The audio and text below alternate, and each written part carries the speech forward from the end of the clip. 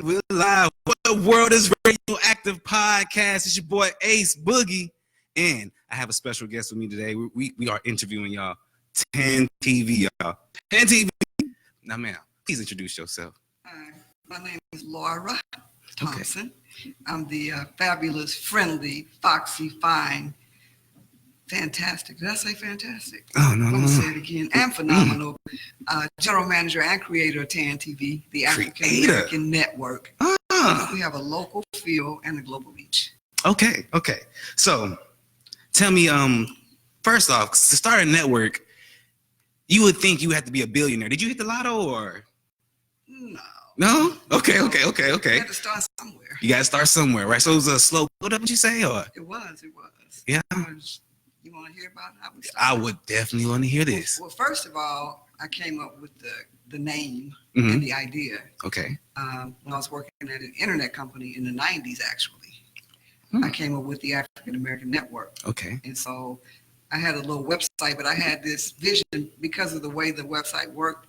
I was thinking you could probably show TV on that, but I didn't know how that could be done. But I know I was reading that, in the future, there would be television on the internet. So I kept that name. I lost it once. Really? And then somebody else let it go and I picked it back up. So I've been having that name since the 90s. And so I didn't really do anything with it, but I was always put on my resume. And I didn't really realize it, but I looked back at some of my old resumes and it had founder of the African American Network. And I was like, what? So in 2012, when the Trayvon Martin, the Zimmerman verdict came out that he was not guilty. So, there was a lot of talk about it. And so we decided to have a group of people come in and we gave them some questions and ideas and set them in a green room. We had a little studio. Yeah. Okay. And I had my Evo phone. Okay. So we started with the Evo phone and a little studio and a group of people. And so we started a show called Community Conversations that was hosted by Tyrone Darton. Okay. Because Tyrone Darton was in when we first started the interviews. He was the host. I was the camera woman. Oh yeah. Okay. So that's how it started. And then after that, we would invite 30 to 40 people every Saturday for a while and just interview them in groups of 4 or 5 people. And we would have different conversations about stuff. So did you feel that BET wasn't doing its job? That's why they were like, you know what? I'm going to do this. Well, BET wasn't they weren't digital based. Okay. And they're still not. They do some digital stuff, but they're more television based and cable based. And cable is gonna be going out as soon as the world realizes that they can get it cheaper, and they can watch anything they want, anytime they want. They don't have to, abide by a set schedule. And so we're just on the cutting edge of what's about to happen. And so I'm super excited. Okay, so explain to people what exactly is TAN TV. TAN TV is a digital television network. Okay. And so there's 5 ways to watch us, and you can watch the same thing on every platform.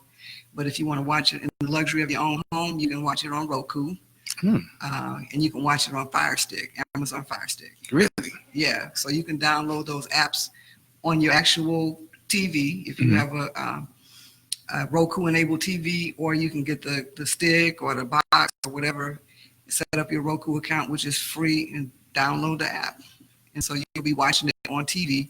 And we're, once you download it, we're on the platform with the major broadcast companies, CBS, NBC, Sports, Netflix. Netflix kind of started out with Roku. They were one of the first ones to be able to show their stuff on TV. And so those are 2 ways, but it's 5 ways to watch us. You can watch us at tan.tv. That's tan with 2 A's, .tv. Or you can watch us on all Apple devices or all Android devices. Ooh, you everywhere. You're going to teach me how to do that. And so we're all over the place, and we have the ability to go live on all those platforms at the same time. Just like we're live streaming now, you can live stream on all these platforms at the same time. Let's get your name out there. And so we're kind of excited about it. We started off on a different platform though. We Really? were on where we could only see us on Roku, Android devices, and on the internet. But that company, they kind of registered all of our stuff in their name. Basically, it was our name, but their name. Mm-hmm. Everything came to them, all of the stats and all of that stuff. So we really didn't have access to all of the analytics and stuff that we have now. Now we have the ability to track sales and customers and all of that stuff. Analytics. So who was Tan TV founded by? Me. You? Oh, you. Yeah. Oh, snap. Hold up. Yeah. Women power here, y'all. Come on. Yeah, I don't. Okay. So why did you feel SA needed this? Like, or the world? Like, why did you feel that we needed this? Well, because we do. Everything that I've been involved in, it's been to promote African Americans, to either highlight their achievements or to give us a voice, to give us an opportunity to tell our own stories. And so this platform allows us to do that. It allows us, we're good in entertainment, we're good in sports, we're good in comedy, we're good in music, we're good in a lot of different things. As a matter of fact, the world wouldn't be so joyous and creative, I don't think, if it wasn't for African Americans. And so the other thing that it does is it gives us an opportunity to do our own programming. So we put on the stories that we want to put on and tell the stories from our perspective.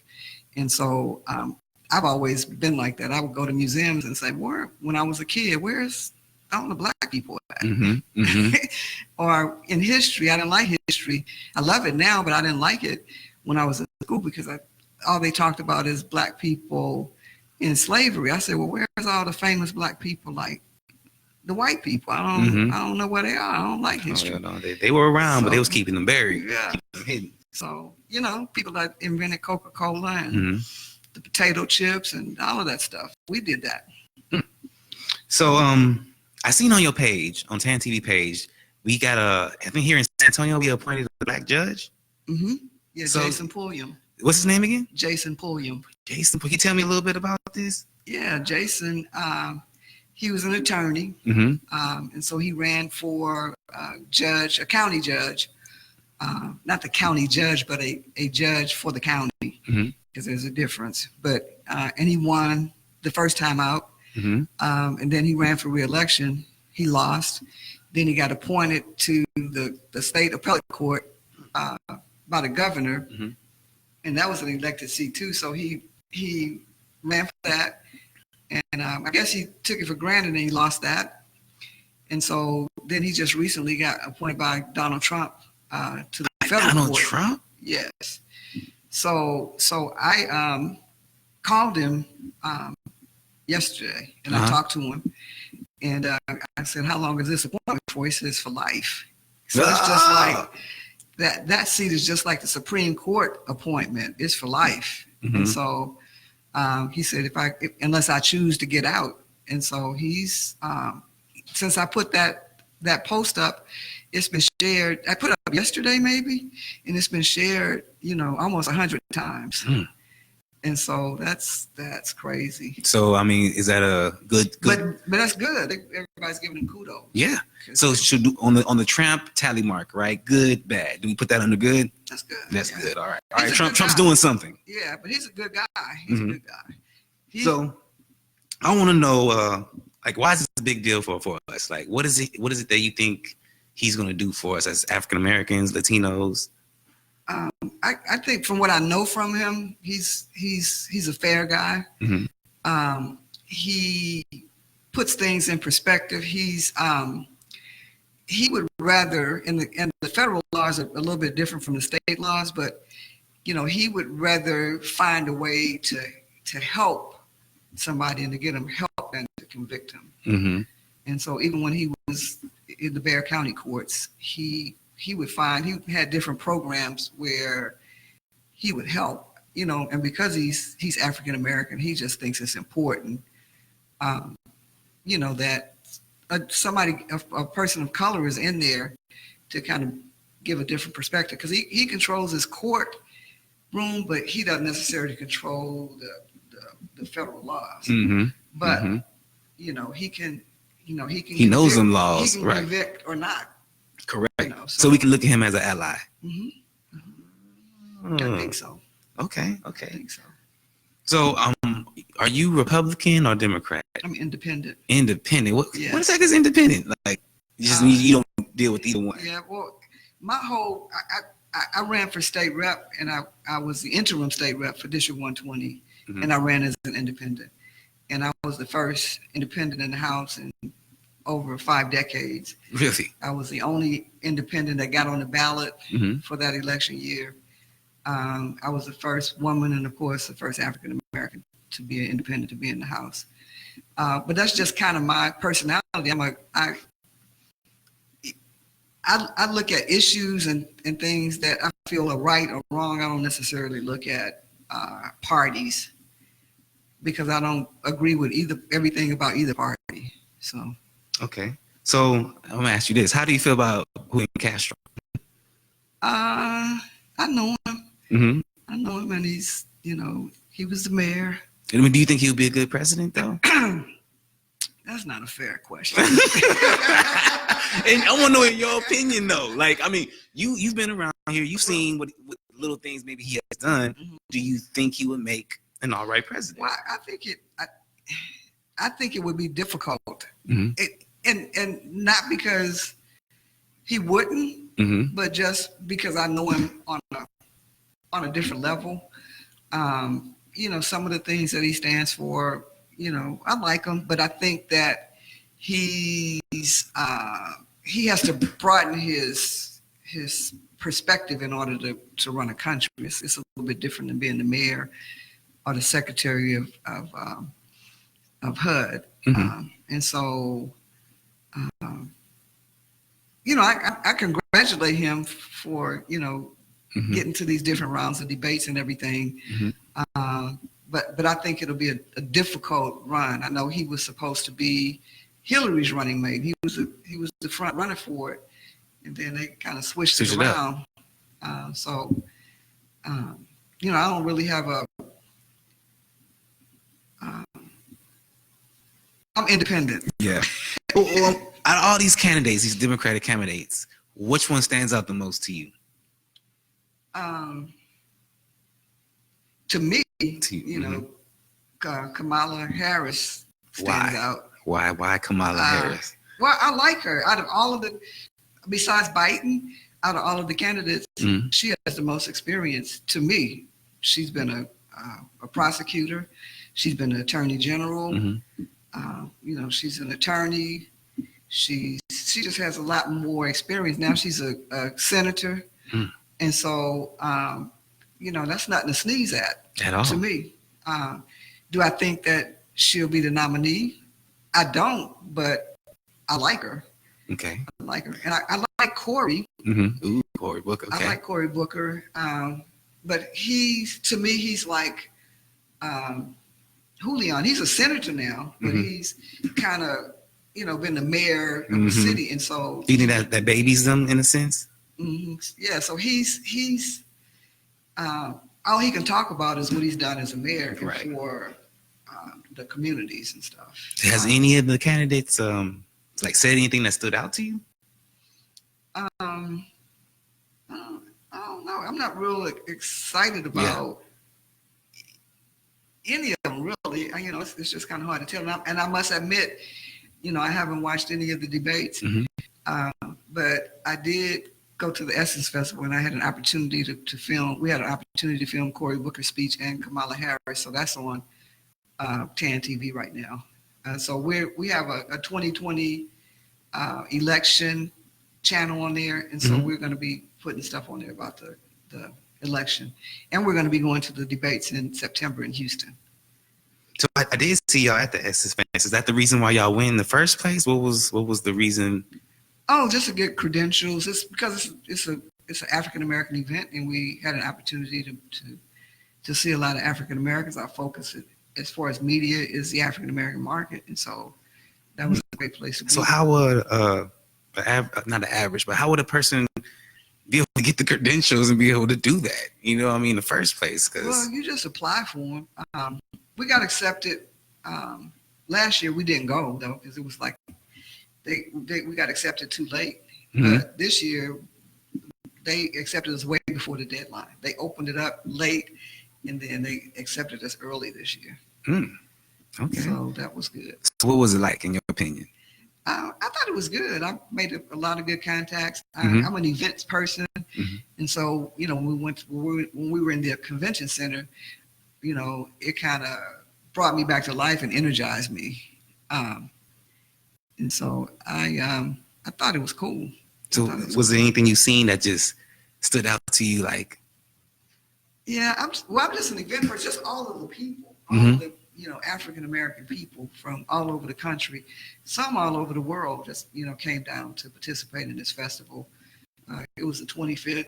Had an opportunity to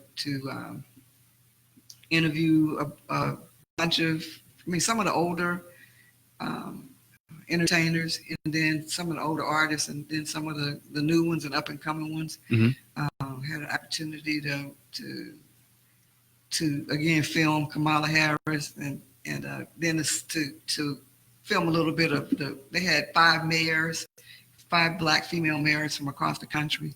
Had an opportunity to film them, and then just different people that were in the convention center. So it was pretty cool, but just to see all of those people, like African Americans, and to see what the possibilities could be for TAN TV. I thought it was phenomenal. So then we went to the Vance went to the NAACP convention and filmed some stuff there. And we had an opportunity to, when the convention was here in 2018, we interviewed a bunch of people like what's the guy on Blackish? I forgot his name. Anderson. Yeah, Anthony Anderson. Anthony Anderson, Roland Martin, just a bunch of people.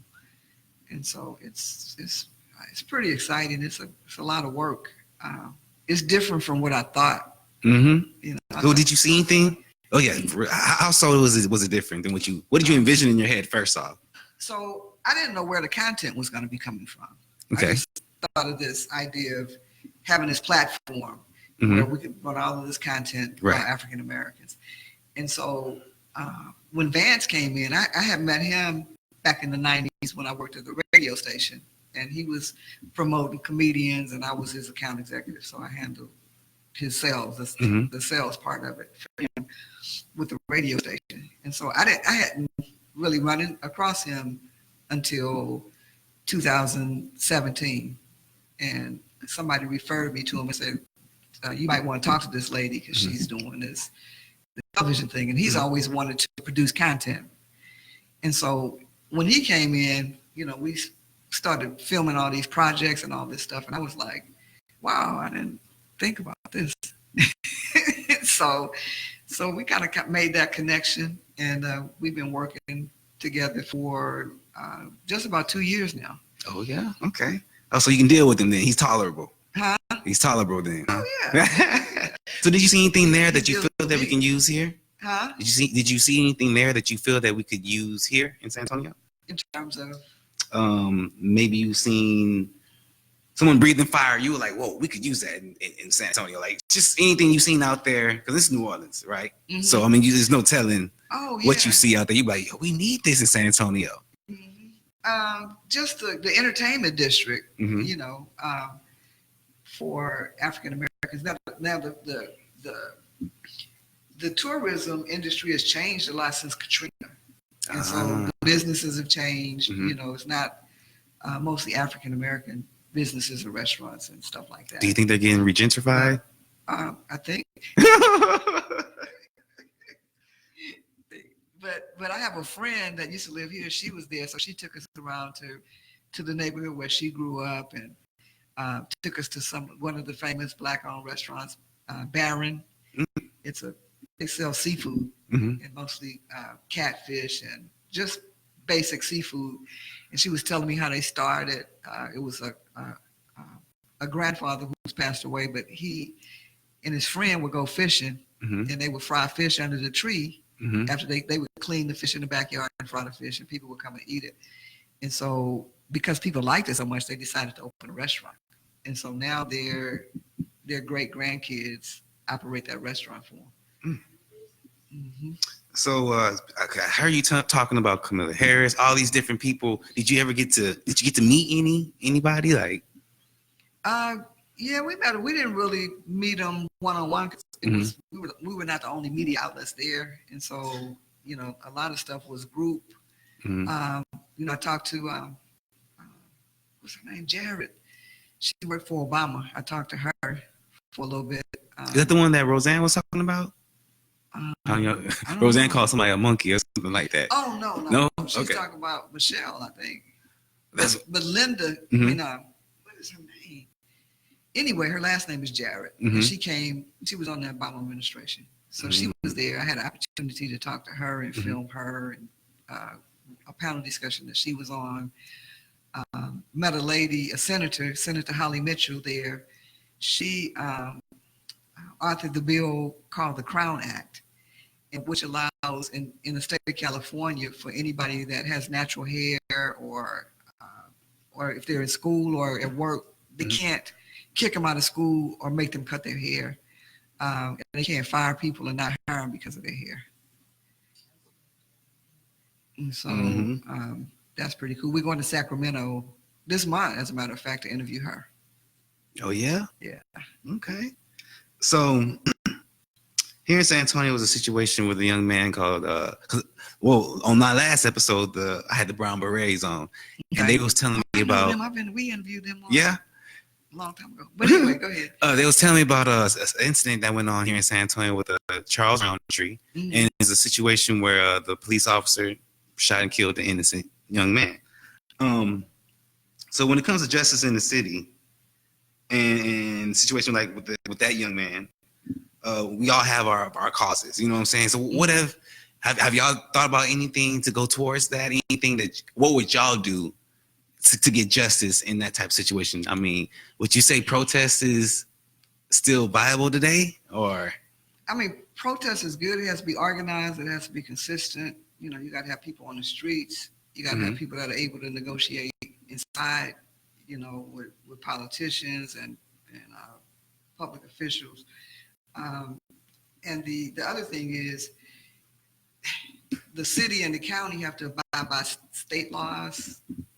And so they'll look at the state laws. The state laws have to be changed. There are some laws in place and they have to be enforced. And sometimes they don't enforce them.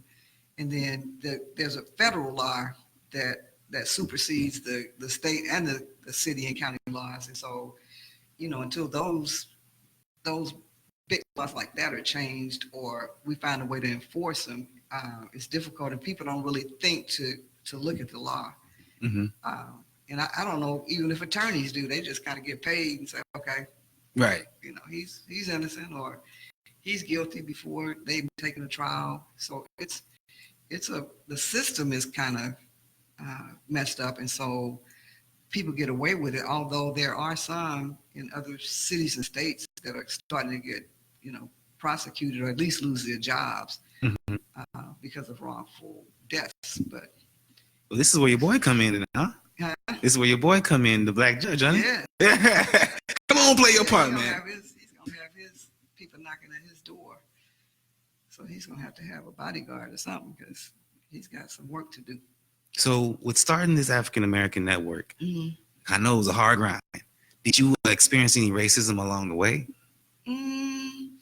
Not yet, because this is a kind of behind. Well, it's behind the scenes and it's behind the computer, really, because it's digital.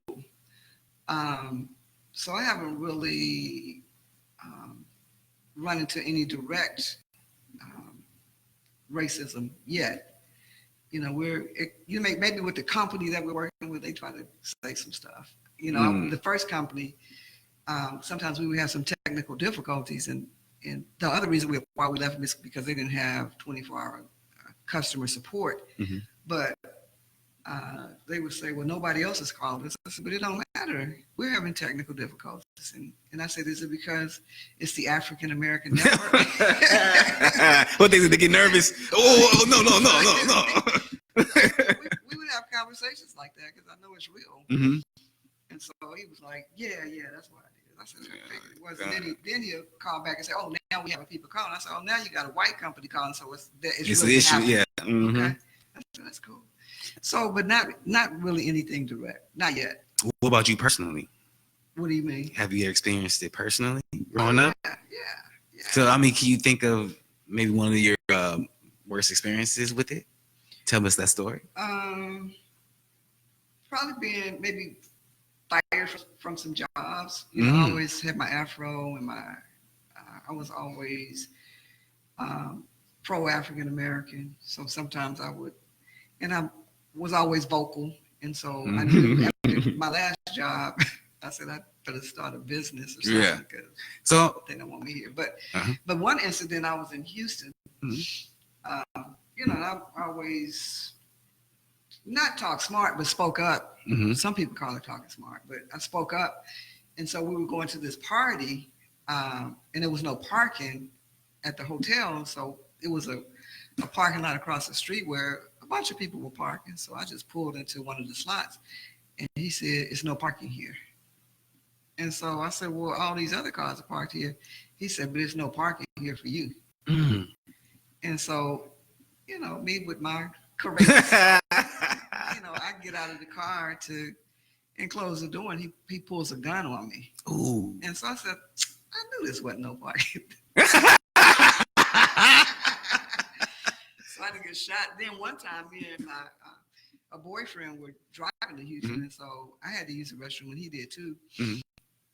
So we were in this little small town, and we went to use the restroom, and he said, "She can go, but you can't, boy." What? And so I said, "He has to use the restroom." He said, "Do you want to use it?" And I said, "Yeah." but he can't. So they wouldn't let him.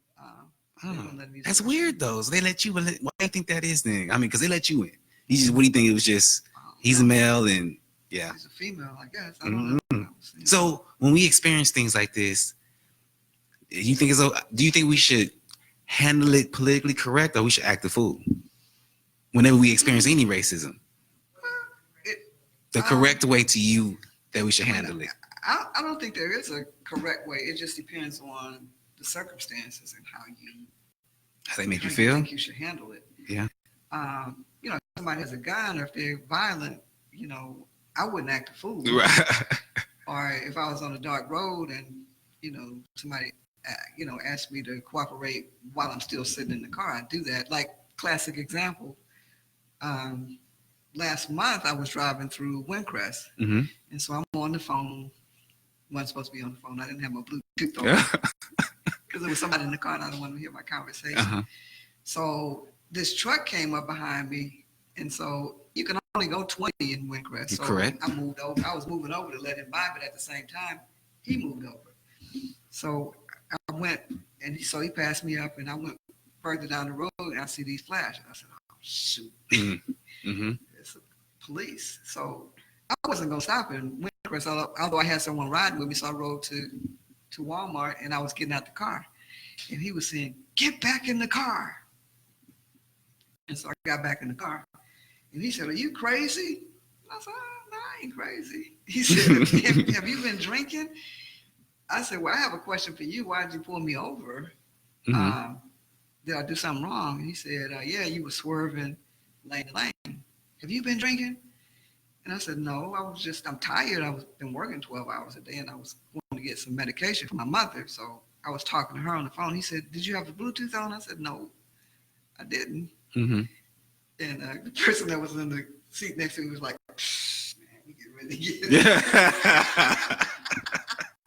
So, you know, he said, "I need to see your driver's license and your insurance." And so the first card I pulled out was my state rep card. So I gave him that first. I said, "Let me look for my driver's license." I can't find it. So he went, and that card is linked with DPS, so it has everything on it, just like the driver's license.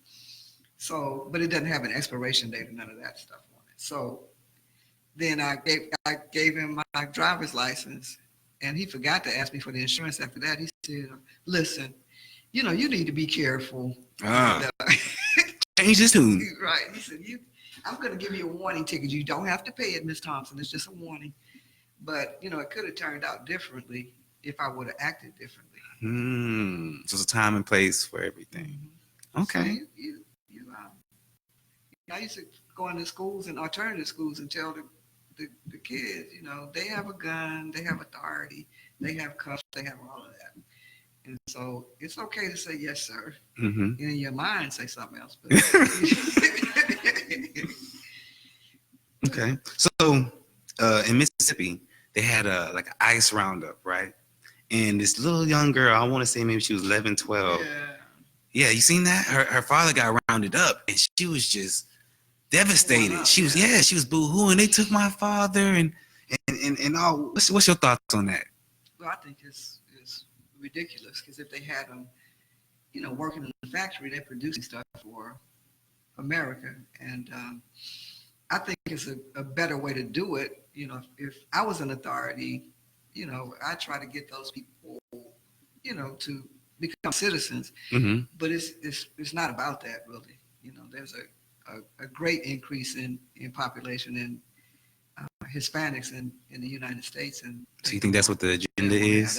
You think it's an agenda? Yeah, that's my conspiracy theory. But I think it's awful for them to separate families like that, and it just reminds me of slavery. Because that's all it is modern day slavery, and I just think it's awful that we still, as a country, have laws in place that allows, the government to do that to people. So, I mean, what could we do as a people to stop something like that? It's tough. You got to change the laws and, change who's in office. Yeah. But even when people get in office, they can say what they're going to do, but they got to stand up against, people offering them millions of dollars and, Congress and the Senate, get those votes and stuff. And so it's difficult. I think that being a president is probably the hardest job because your hands are just tied. You just got, it's money coming from everywhere.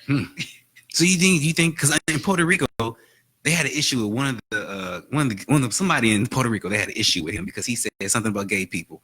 And once them folks band together and got him out of there, it got him out of there. So do you think that's something that could happen if we band together here in America? Do you think we can, huh? Oh, it is part of America, but it's not one of the 50 states though. It is part of America. Okay, fine, my bad. It is part of America. But do you think here, if we did that we can make a difference? Or it's just it has to be constant. It has to be organized. It has to be, people have to have the same mindset. And it's I haven't seen any organized protests in a long time. In the 70s they protested, but it was organized. It was televised. It's a song by Gil Scott-Heron. He said that the next time the revolution will not be televised because it made America look bad. So, but now since we have the cell phones and all that stuff, it's being televised again. But it's not. I think that we're really ill prepared to kind of organize and protest. Not to say that it couldn't be done. It can be done, and it needs to be done. But we're just ill prepared as a people today. Yeah, because our mindset, we haven't been trained. Yeah, we haven't been trained, and so we think everything. A lot of times, people think everything is okay. Now it's like a shock to see some of the stuff that's happening now. But it's inevitable. I listened to a guy. I don't know if you know Bernard Harris. He graduated from Sam Houston High School. He was the first person to go into space, first African American. But he gave a speech. The first African American to go to space is from San Antonio? Yes. Wow, y'all. Graduated from Sam Houston High School. I just learned something. Bernard Harris, look him up. Okay. Yeah, but he was saying, in the 2020s, it's just going to be two classes of people: the rich and poor. He was saying, y'all better get y'all's education and do something because it's changing. Do you think education was the key? Because looking today, it don't seem like it. Well, education comes in many forms. I think the institutionalized education system don't really prepare prepare you for school for the world, because you're learning the same stuff that you learned in elementary school, middle school, high school. Mm-hmm. And so it's a programming mechanism.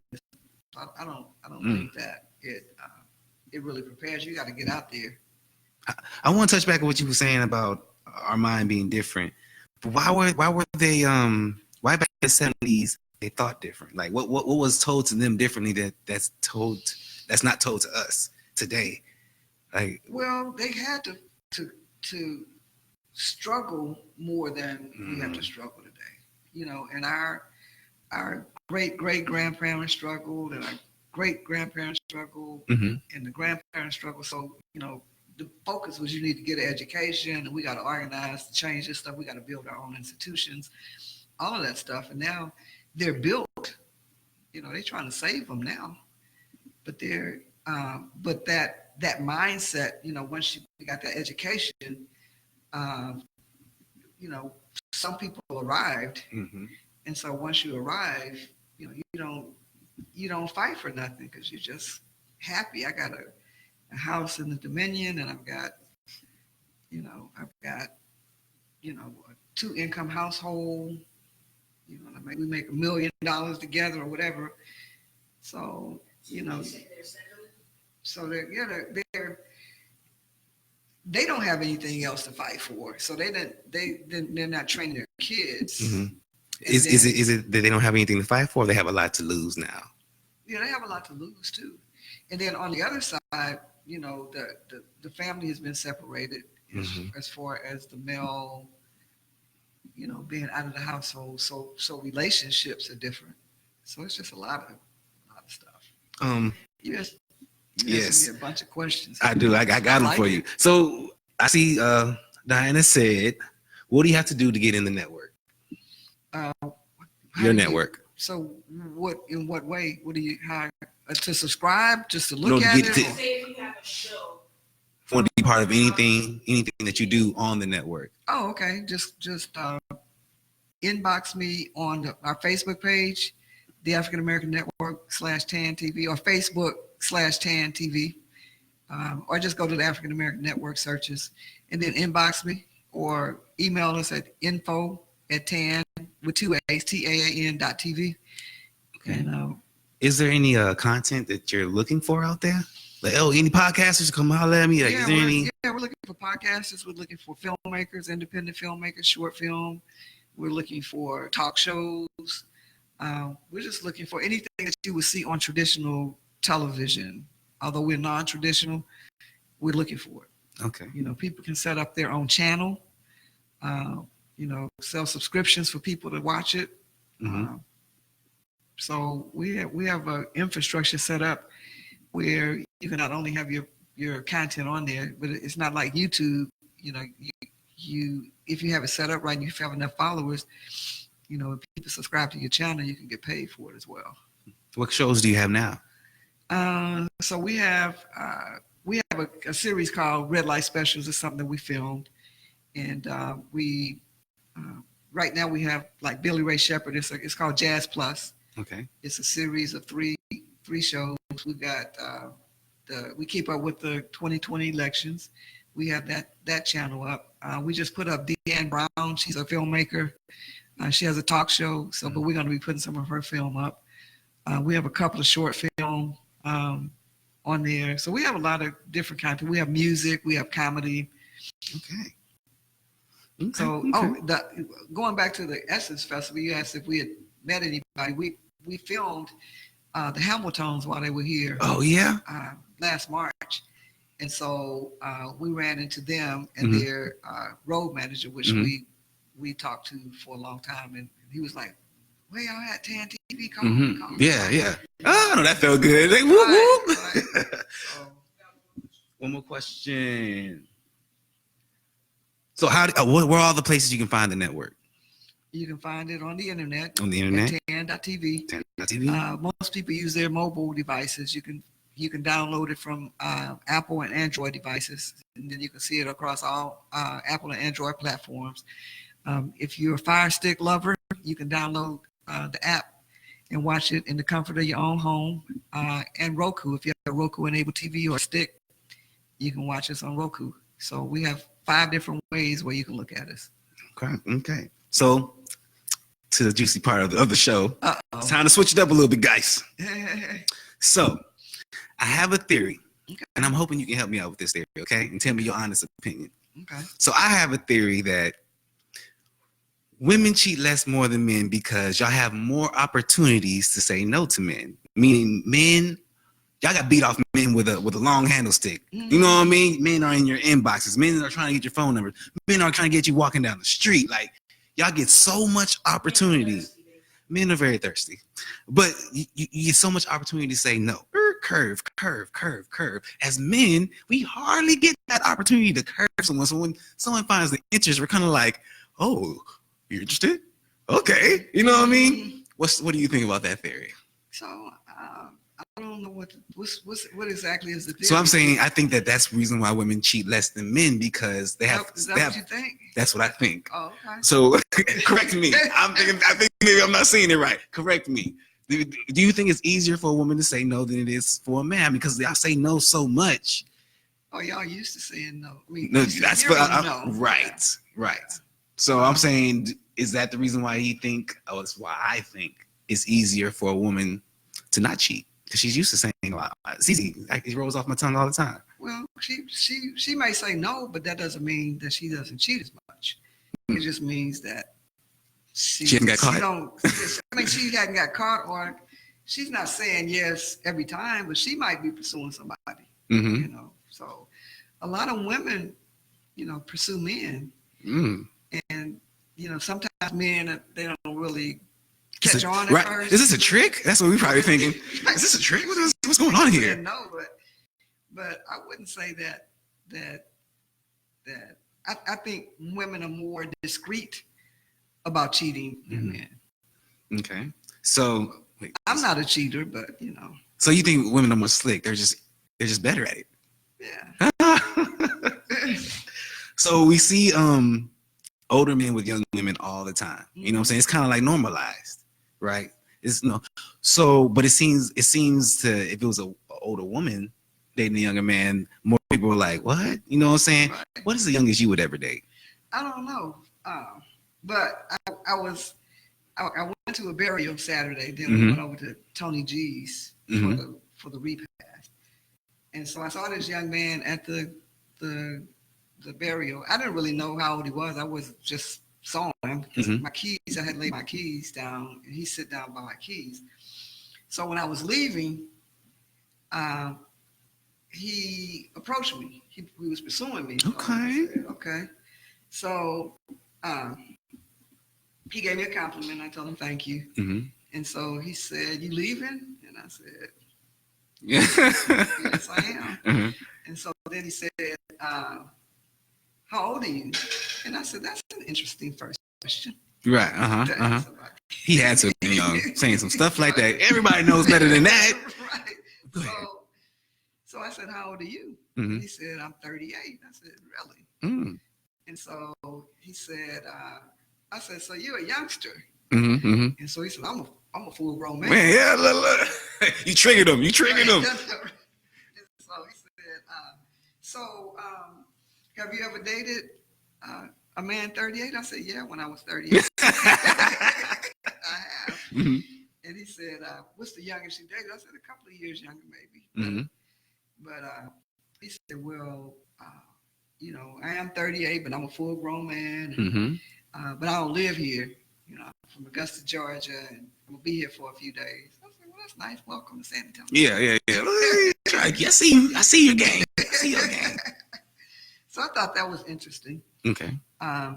But I've got a son 31, so that would probably be interesting. Okay. What was the youngest you would date secretly? Secretly? I don't know. Secretly. I don't know. So would you? Okay. How would your son react to you dating someone young?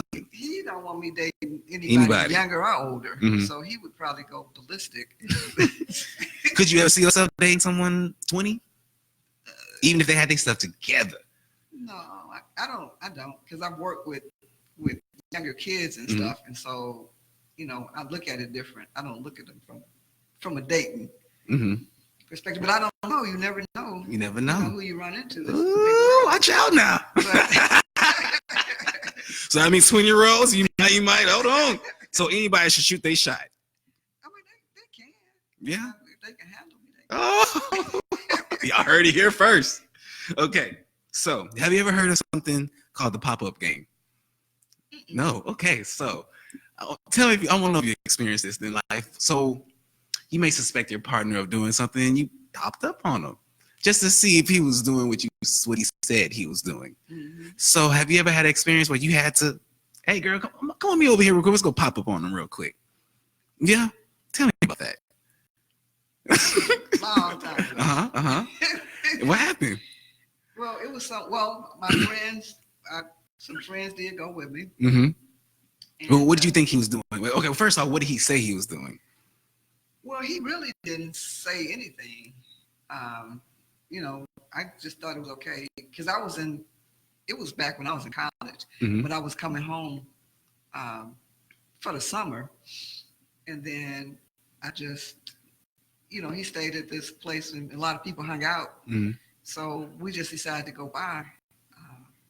And they could go in, but they wouldn't let me come in. Because they knew you was like the fool. They said, nah, ain't nothing happening in there. And I said, well, is he in there? Mm-hmm. And they said, yeah, but you don't want to go in there. I said, yeah, I do. Oh, but I do.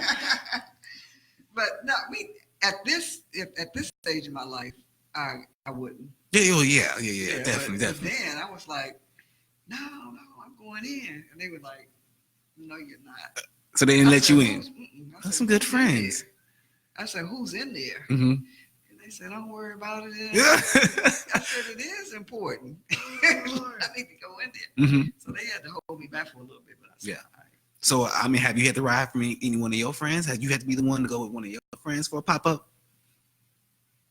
Yep. That's what I'm talking about, ride or die. That's what I'm talking about. They got each other's back. But it wasn't no pop-up with mine. It was just like I wasn't expecting it because I thought he was just in love with me. And he was going to just be sitting around. Mm-hmm, mm-hmm. Okay.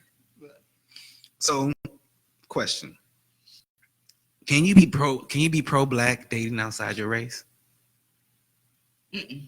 Not at all. No, people can. I guess they could.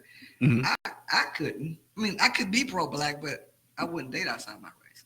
So, but I mean, are you pro-black if you're dating outside your race? Like, because when you're pro-black, you're bi black. On all your shows, I think. Mm-hmm. Because I want to get people's opinion. I want to know what they think. Well, I think you can. Yeah. You can be. I mean, some women will support that. Mm-hmm. I've seen, and I can't think of an example, but I've seen men that they talk pro-black and they're activists, and their wives are white, or mm-hmm. their significant others are white. Are they faking the funk though when they sit there and talk about and this and that, and it's just like, well, bro. Anytime you have a platform and a voice, mm-hmm. That's influential. Yes, it is. Whether it's real or not, mm-hmm. In person. I mean, in private, I don't know, but that's a very influential and powerful thing because a lot of them are celebrities and stuff like that, and so they're married to white women, but they still speak out, about their race and when mm-hmm. there's an injustice or something. Right. So I don't know if that's just human rights or pro-black, but it's a good thing. Okay, so we've heard of manly men. What is a womanly woman? You've heard of a manly man. You heard of manly men. Oh, he's manly man. You know what I mean? What is a womanly woman? What is that for a woman? So, a womanly woman in what aspect? I don't. So, man. Okay. So, does a man's man sound like more? Can you understand that more? Getting at what I'm trying to get at here.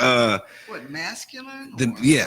So I mean, what I want to know more of. Okay, you see him working on that car. You see him fixing things around the house. A woman would be like, he's a manly man. You know what I mean? Mm-hmm. He does all the things that I need. But what is that for a woman on opposite end? What is a womanly? You know what I'm saying? What consists of a great woman? I don't know. I mean, in your opinion, traditionally, and I'm not real traditional, so it might be hard for me to answer the question. But I like to cook, mm-hmm. and I don't mind cooking. I think that's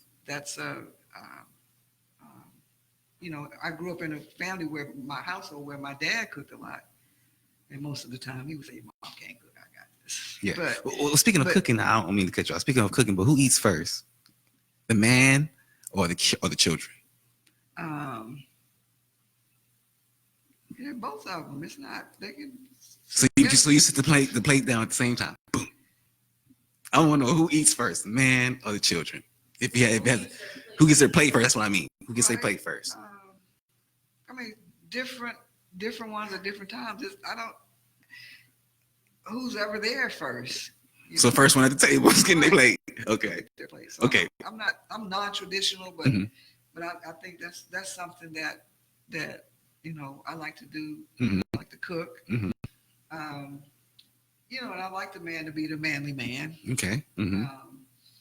So I don't mind. I'll stand back. And So I'm not gonna try to. I ain't gonna try to change. Right.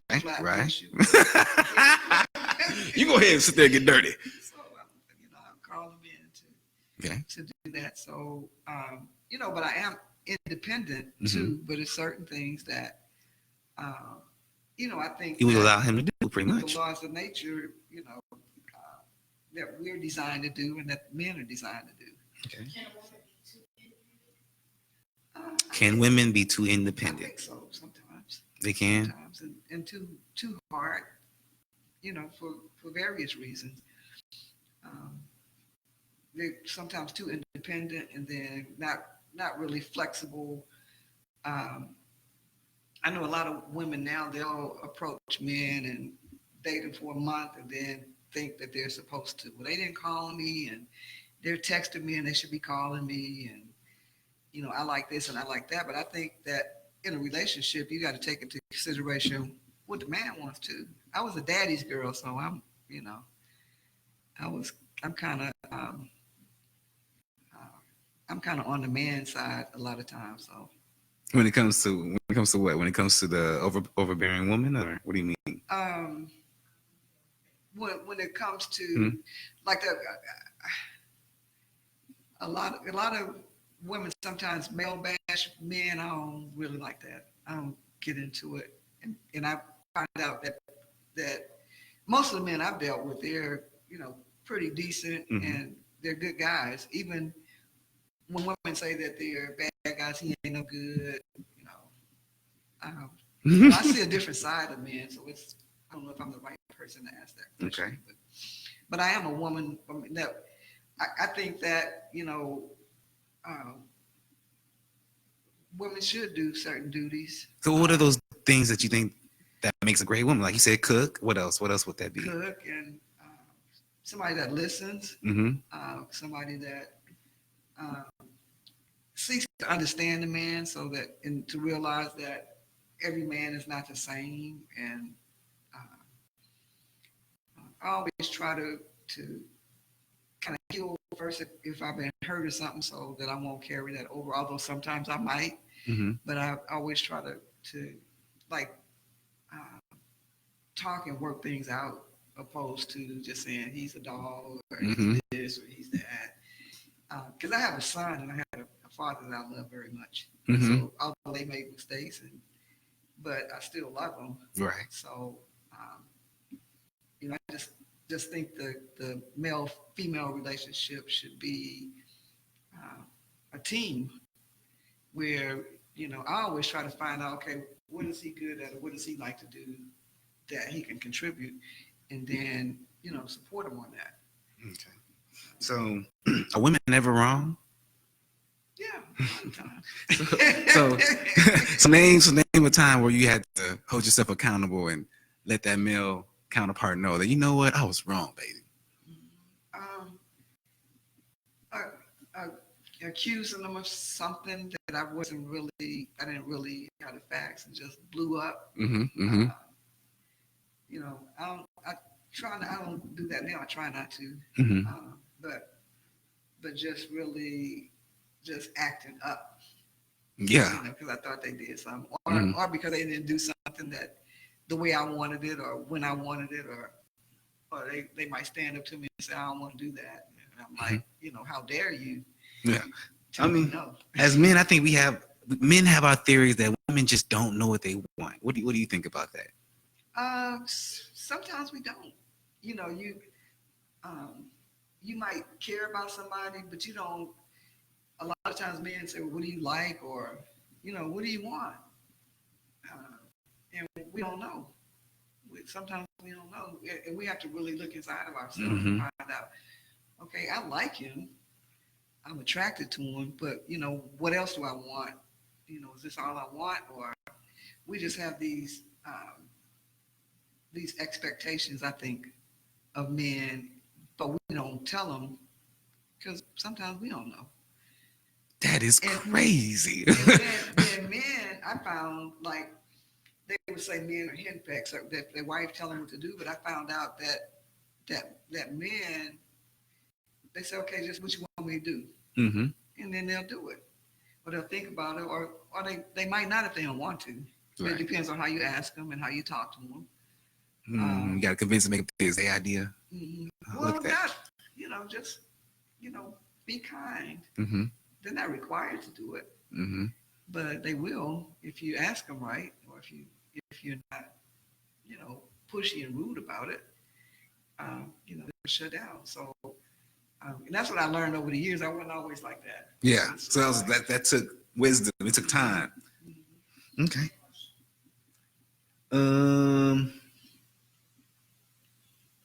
What all black owned businesses have you partnered with, or maybe your favorite ones? I hadn't really. I don't know. I hadn't really partnered where I have solid partnerships for right now or anytime. I'm talking about all through. I was the founder of an organization called Sisters in Business, so I did a lot of things with African American women business owners. Mm-hmm. Specifically, my memory is just. I know she didn't have these questions before, y'all. I'm putting this on the spot right now. But I do, I welcome partnerships, and I would like to create partnerships for the network. But if you work with me, you got to be you got to be serious about it, and you got to be committed to it. So it just takes some conversation to find out where people are. What's the hardest part about running a network?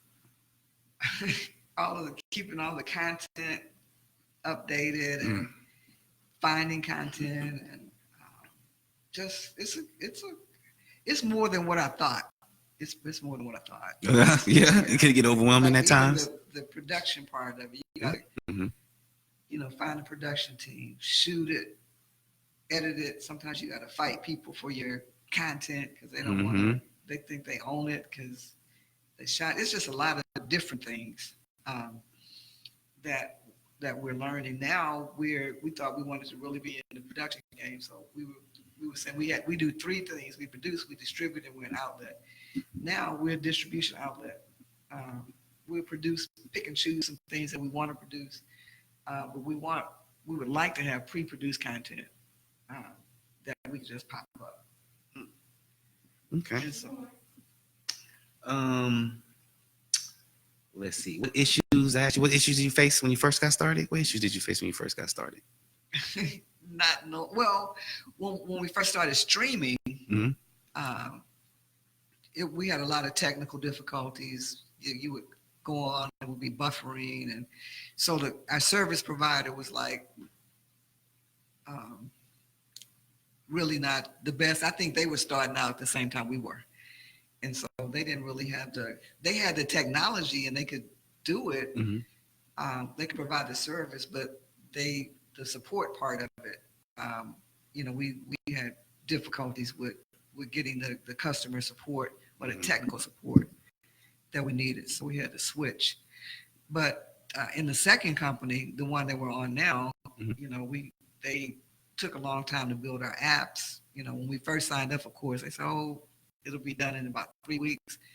Then when we signed a deal, they said 30 to 60 days, and then 60 days passed, 90 days passed, and so it took us about 4 or 5 months to get all of those apps built and up and running. Then we found out that we had to deal with each one of those entities individually separate.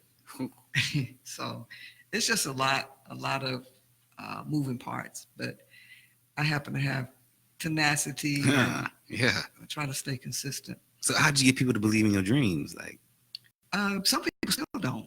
Yeah. I mean, they don't understand it. I put it like that. But I believe in it, and so I approach people that have a vision to do something similar, and so it's easy to get, people if they have the vision and they can see, the value in it, and they can see the possibilities of it, and they already believe in it.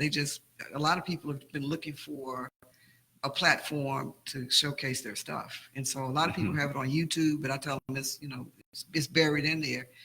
But with the African American Network, TAN TV, you can go and look for African American content, and it's right there. Was it hard to find those people who are on that same mindset as you were? We're still looking. It is hard because we talk to a lot of people and they want to do it. We have a lot of conference calls with people, put agreements together, and then they back off because I think they don't see that it's a lot of work in it too. It's not just, or either they want us to do it, and then we tell them, it costs the production and the time and all of that to produce your shows. So it becomes cost prohibitive to some people, and then some people they can't do it themselves, so they don't want to. They don't have the means to, and so it's difficult. Okay. Well, then it says, how do you go from just starting to generating revenue?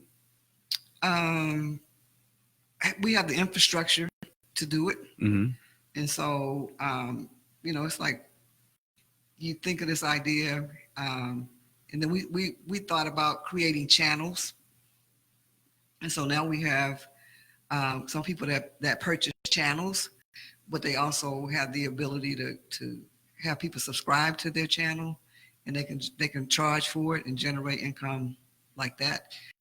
We generate income from subscriptions and from channels, and soon advertising and sponsorship. So there's a lot of different ways to do it. We haven't really started making a bunch of money, but the potential was there. And so we're if you really think about it, the platform that we're on now, we just got all our apps and everything finalized in early April. And so we're really a startup all over again. What is that platform again? Did you speak of? What is the platform again that you're speaking of? It's a proprietary platform that, and so, but it's It sounds like it's a headache. It sounds like it's a headache to get things in line and in order. You just got to get them in order. You got to stay persistent. A lot of people, give up instead of going through it.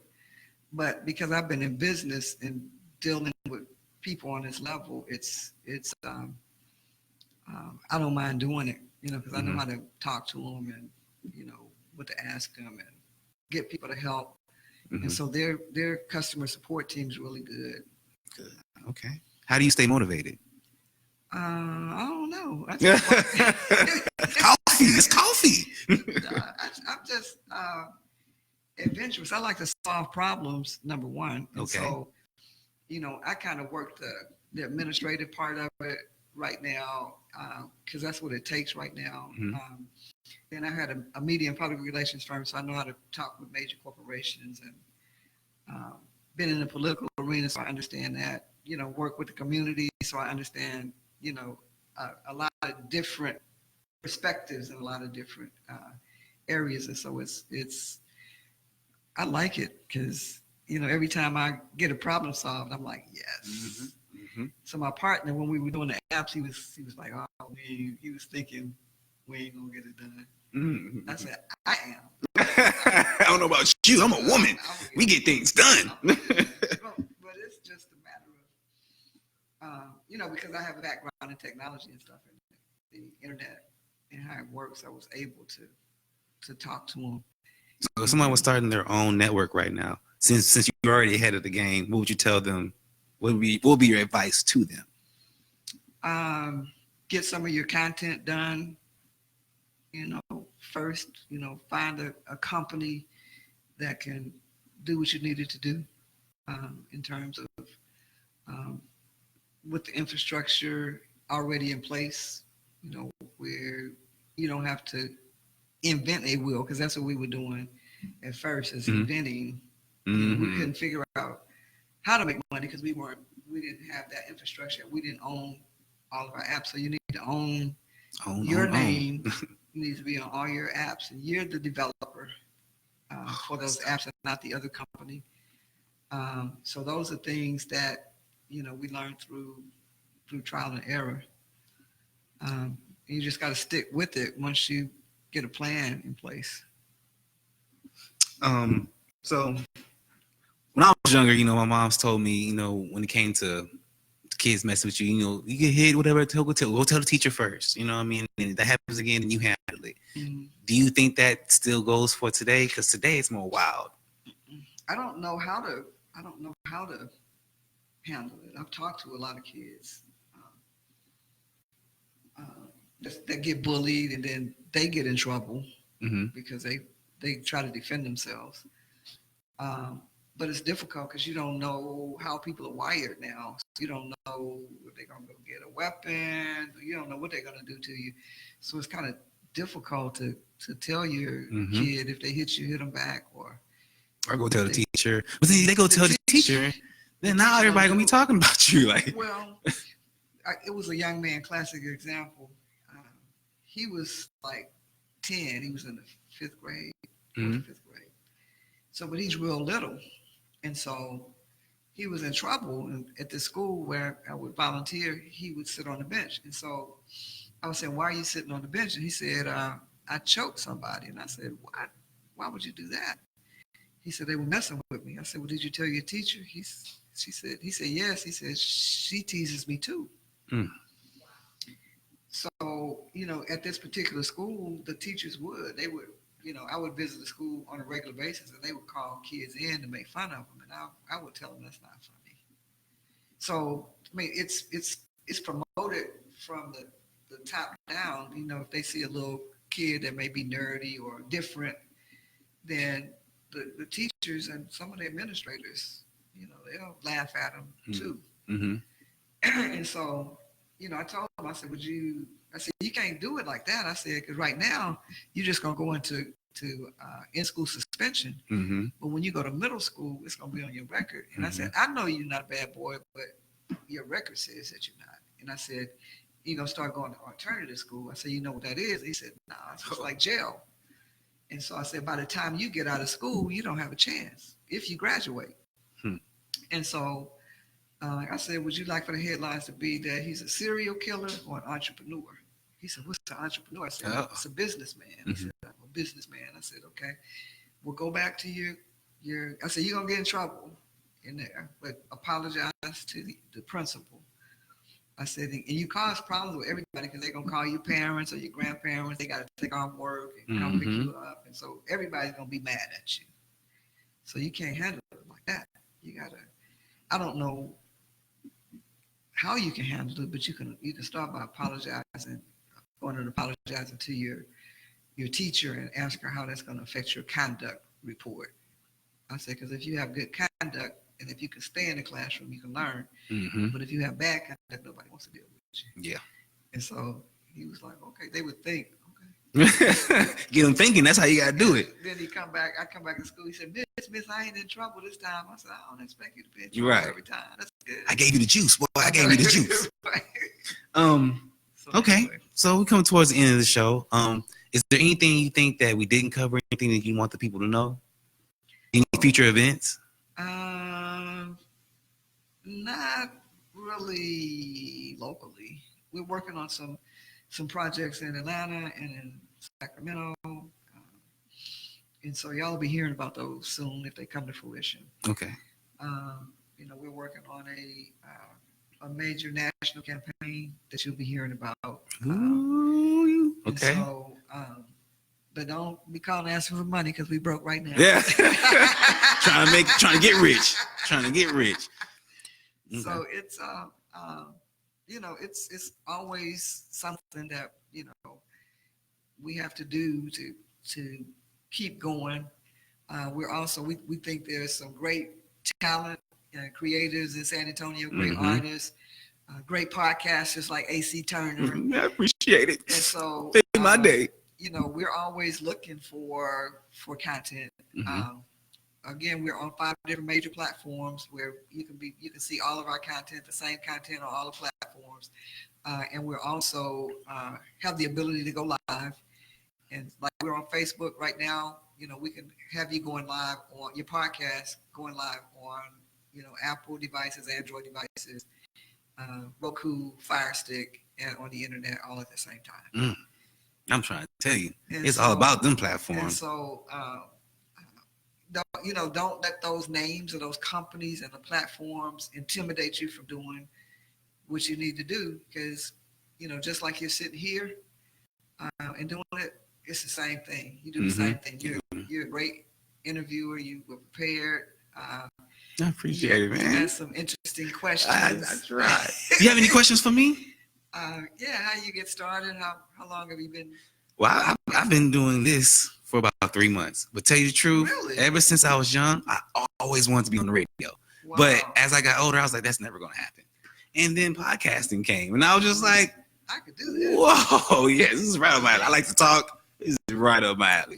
You do very well. Yeah. Very well. I didn't realize you were just 3 months old. Yeah. I'm very new at this. I'm trying to learn. Well, you're gifted at it. Yeah, I try. So you're gonna do well.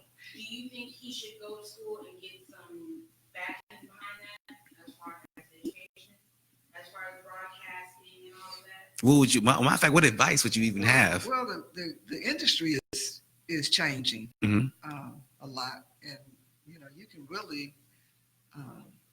I don't know if they have anything in the schools for podcasting or a program per se. I know they have communications, but I don't think that the education is bad. Going and getting some credentials if you want to, but if you can create your brand and develop followers and create followers and you find a way to make money at it, that's what you go to school for. Right. Anyway, it's not to have a title necessarily. It's to make money. But if you can make money without doing that, maybe, that's the route to go. Go to some workshops or some training. Like Eric Thomas, he's a great motivator. Oh, man, I like Eric Thomas, man. He's got his doctorate, but he's doing something a little bit different, too. He's a great motivational speaker. Like, wow. So yeah, I have some education, and but I've always gotten out there since I was,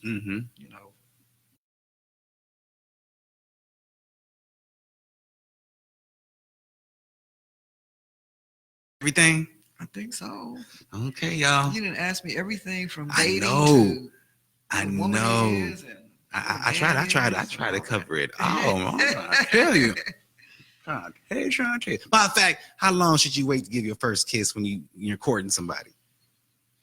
Well, sometimes you're not courting people and you just want to kiss. So, so it don't matter. It's a time frame on if you like somebody, if you're attracted to them, So it's okay to be spontaneous. If it happens, yeah, it is. That's why 20-year-olds. Hey. But y'all need to slow y'all's roll. Y'all will be kissing everybody. Oh, good Lord. Playing the kissing game. All right, y'all. It's Radioactive. Peace. Peace out.